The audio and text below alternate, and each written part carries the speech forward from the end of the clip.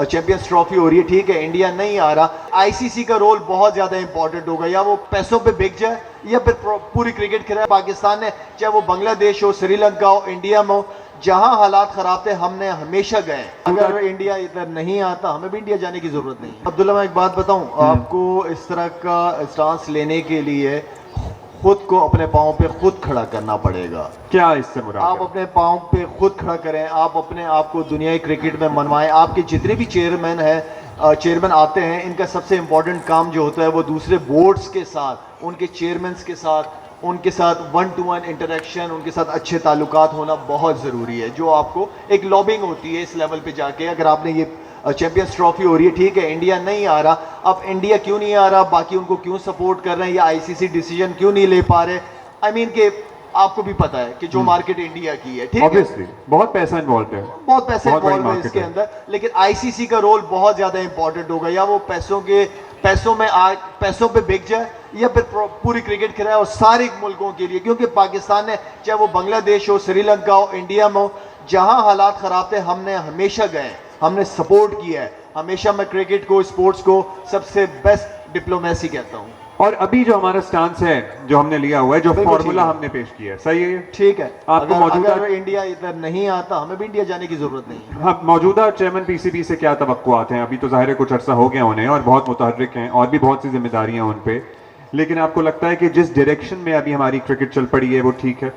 Players को rest देना ये बहुत अच्छा साइन है, चाहे वो शाहीन हो, बाबर हो, रिजवान हो, बिल्कुल रेस्ट देना चाहिए, लड़के आजमाना। हाँ, और डोमेस्टिक के परफॉर्मर्स को चांस देना अगेंस्ट, ठीक है, श्रीलंका, बांग्लादेश, जो भी टीम है, ये भी अच्छी हो गई, खैर श्रीलंका, बांग्लादेश वगैरह, जिम्बाब्वे वगैरह, इनके खिलाफ पूरी स्ट्रेंथ के साथ नहीं जाना चाहिए। आपके डोमेस्टिक के जो टॉप परफॉर्मर्स है उनको चांस देना चाहिए।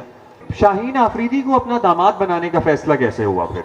मतलब आपने बच्चियों के निकाह का भी जिक्र किया, फैमिली से रिश्ता आया, या आपको एक नया लड़का है अच्छा लगा? बाज़ लड़के आपको अच्छे लगते हैं, जाहिर है आप बच्चियों के बाप हैं, हर बाप की ख्वाहिश होती है बच्चियां घर में जाएं, अच्छी जगह शादी हो, सेटल हो। अब्दुल्ला, मेरे ख्याल में शाहीन की फैमिली ने शाहीन के ऊपर शेरों वाली नजर रखी हुई थी। अच्छा। उसकी तरबियत अच्छी हुई थी। तो देखिए, वही वाली बात है, जारी बात है, बेटी है, ऐसे नहीं किसी के हाथ में। एब्सोल्युटली। तो शाहीन के बारे में, क्योंकि मेरे जो बड़े थे और शाहीन की फैमिली के जो बड़े, वो आपस में एक दूसरे को बहुत अच्छी तरह जानते थे, क्योंकि हम कराची शिफ्ट हो गए थे तो इतना इंटरेक्शन नहीं था। लेकिन शाहीन के बारे में जिनके साथ वो खेलता था, अंडर 19, अंडर 16, जो भी, उन सब के पास, उस सारे जिस कोचेस के अंडर में वो खेला है, उस सब ने काफी तारीफ की थी। मतलब एक हमारे यहाँ कॉन्सेप्ट होता है, रिश्ता होता है, लड़के की इंक्वायरी बैठती है, अब दफ्तरों में इंक्वायरी हो रही है, कॉलीग्स में हो रही है, वो आपने इंक्वायरी की थी? नहीं, जरूरी था, है ना? बिल्कुल जरूरी था। लड़का पास हो गया। हाँ बिल्कुल, मेरा मतलब है कि जाहिर बात है, लड़का भी अच्छा होना चाहिए, बेटी लड़की भी अच्छी होनी चाहिए, ताकि रिश्ता जाए, आगे जाए, और एक अच्छी नस्ल तैयार हो इस मुल्क के लिए। अब नाना बन के कैसा लग रहा है? Is it not the greatest joy in life? मैं अभी नहीं मान रहा अपने आप को नाना। मैंने कहा जब तक मेरी 5वीं बेटी के बच्चे नहीं होंगे तब तक मैं नाना नहीं हूँ। लगते भी नहीं है कहीं से, बाय द वे। अच्छा, हमारे यहाँ माशरे में एक अजीब सी पॉलिटिकल तकसीम भी है। हमारे जो जहन में लकीरें खींची गई हैं ना, अब उन्हें इतना कुरेदा गया है कि उनमें से लिटरली लहू रिस रहा है। वो बातें जो हम कंफर्टेबली चाय की प्याली या खाने की मेज़ पर कर लिया करते थे, चाहे वो सियासत हो, मईशत हो, माशरत हो, अब हम नहीं कर सकते, क्योंकि हमें लगता है कि बदमज़गी पैदा होगी, लड़ाइयाँ हो जाएंगी, झगड़े हो जाएंगे। आपको ये कंसर्निंग, आप फिक्रमंद होते हैं इस रवैये को देखकर? देखिए, सोशल मीडिया आजकल हर एक के हाथ में, जिसका जो दिल चाहे किसी के बारे में कुछ भी कह सकता है, ठीक है ना?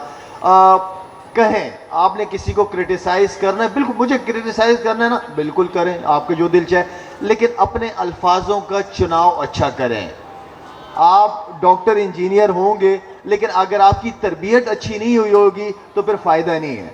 अपनी तरबियत पहले रखें। और जितने भी यहाँ पे बड़े बुजुर्ग नजर आ रहे हैं, इनसे मैं सिर्फ रिक्वेस्ट करूंगा कि अपने बच्चों की तरबियत लाजमी करें। डॉक्टर, इंजीनियर उसने बन जाना है, लेकिन तरबियत सबसे इंपॉर्टेंट चीज़ है। खुदा के लिए अपने बच्चों को सोशल मीडिया से थोड़ा सा दूर रखें, थोड़ा सा जो आप लोगों का वालिदैन का ख्वाब है उस बच्चे की, उसमें हेल्प करें। आपको पता है, मैंने अपनी बेटियों को जब उनका निकाह हुआ है उसके बाद जाके मैंने मोबाइल फ़ोन दिए हैं।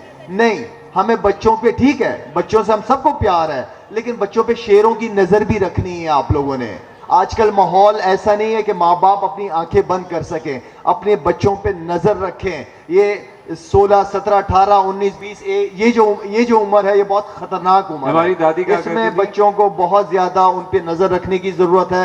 प्लीज अपने बच्चों को ये टिकटॉक वाली दुनिया से निकाल के असली दुनिया में लेके आए।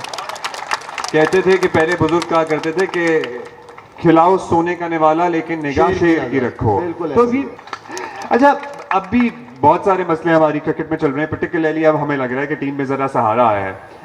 अगला शाहिद आफरीदी, अगला वसीम अकरम, अगला शोएब अख्तर, सुफियान हैं, साइम हैं, मतलब अभी बहुत सारे लड़के आ रहे हैं, ट्राई भी किया जा रहा है। आपको लगता है वो जो बात की जाती थी कि हमारे पास टैलेंट ही नहीं है, पीछे मुड़ के देखें खाली है पूल, ऐसा नहीं था? टैलेंट है, लेकिन टैलेंट ज़ाया भी इस मुल्क में वैसे ही होता है। तो इसके लिए एकेडमीज का होना सबसे ज़्यादा इंपॉर्टेंट है। अभी आप जैसे केपीके की मैंने उस दिन भी बात की है कि केपीके से सबसे ज़्यादा टैलेंट आता है। कितनी एकेडमीज है, ज़रा जाके देख लें।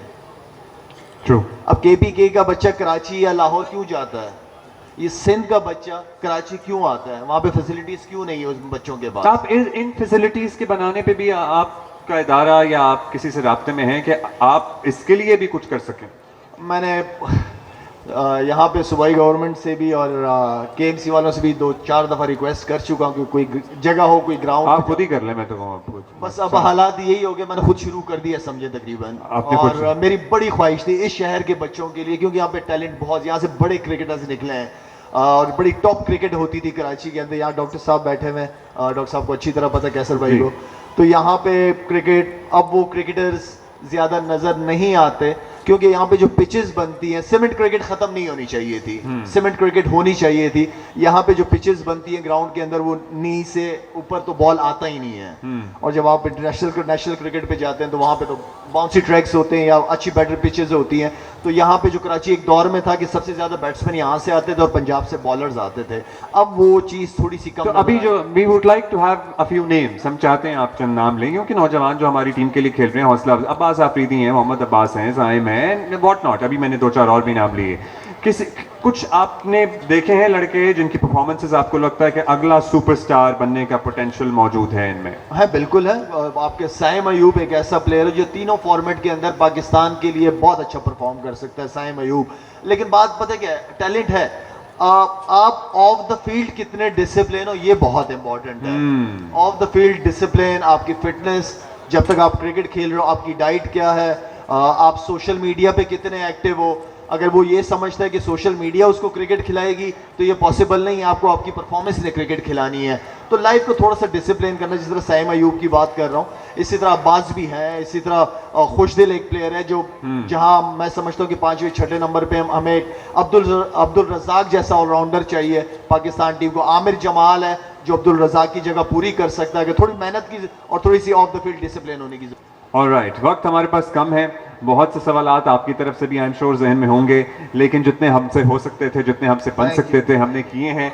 हम अभी ज़फ़र साहब से ज़रूर हम कहेंगे कि प्लीज़ हमें बताइए कुछ अपनी शाहिद आफरीदी फाउंडेशन के बारे में। जो लोग हमें देख रहे हैं, डोनेशन देना चाहें तो कहाँ दे सकते हैं? नेक्स्ट प्रोजेक्ट, कोई ऐसा प्रोजेक्ट जिसके लिए स्पेसिफाई आप करना चाहें?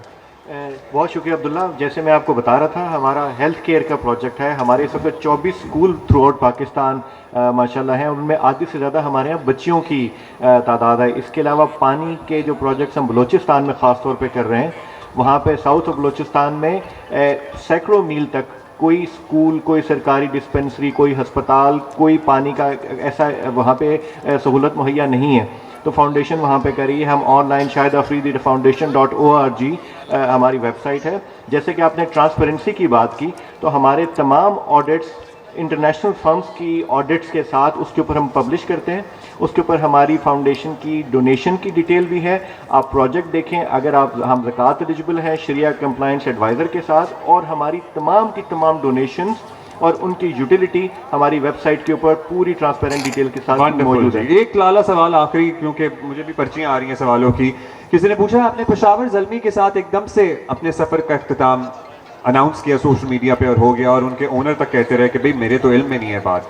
From best friends to being no one, Javed Afridi साहब के साथ ये सफ़र कैसे तय हुआ? और अच्छा सफ़र था, और टीम नहीं थी, उनका क्रिकेट की तरफ था नहीं रुझान, मैं क्रिकेट की तरफ लेके आया। और क्रिकेट के बाद आई थिंक कि आप शुरू में जो मेरी और उसकी कमिटमेंट थी वो बिल्कुल सही चल रही थी, एंड देन फिर मेरे ख्याल में वो उसका प्लान कुछ और होगा, उसकी सोच कुछ और होगी, मैं थोड़ा डिफरेंट टाइप का, तो खुशी खुशी इंसान खुशी खुशी लेती कोई हुई थी। अल्हम्दुलिल्लाह कोई ऐसा चलिए, लेडीज एंड जेंटलमैन, भरपूर तालियां Thank you so Shahid much, Afridi thank you, साहब thank के लिए। फूल देने हैं आपको हम। फुल लें।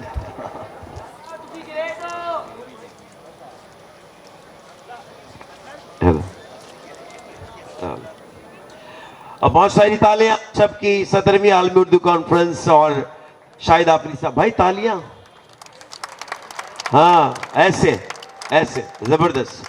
17वीं आलमी उर्दू कॉन्फ्रेंस का ये सेशन जिसमें शाहिद आफरीदी दुनिया क्रिकेट का इंतहाई मोतबर नाम, और अब हमने 2 साल पहले शाहिद आफरीदी को ऑनररी मेंबरशिप दी थी आर्ट्स काउंसिल की, जहांगीर खान को, तो ये हमारा सुपरस्टार है, इसको उसी तरह वेलकम करो जैसे वो जा रहा है।